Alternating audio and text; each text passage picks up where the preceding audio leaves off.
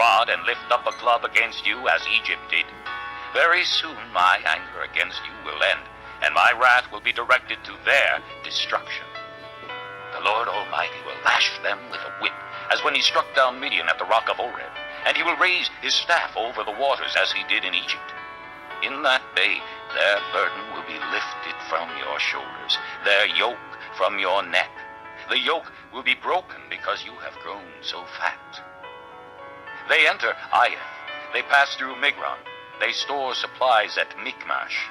They go over the pass and say, "We will camp overnight at Geba." Ramah trembles, Gibeah of Saul flees.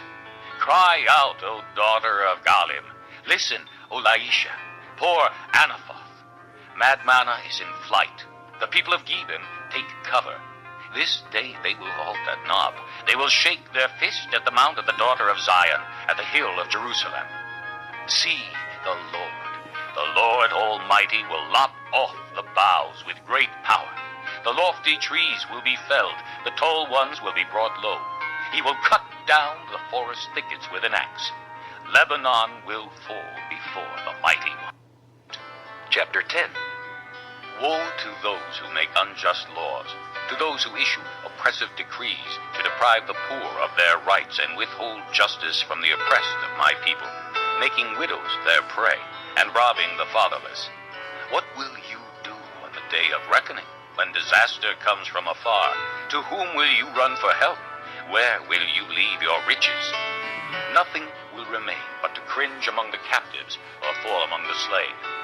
Yet for all this his anger is not turned away, his hand is still upraised.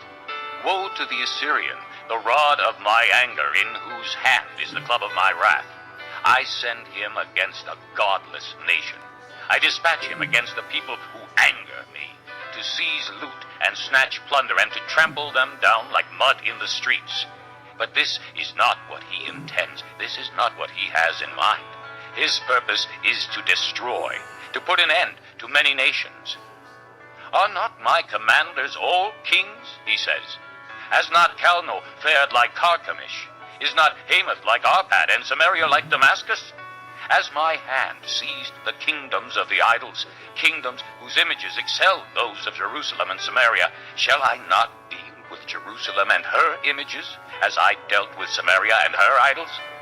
When the Lord has finished all his work against Mount Zion and Jerusalem, he will say, I will punish the king of Assyria for the willful pride of his heart and the haughty look in his eyes.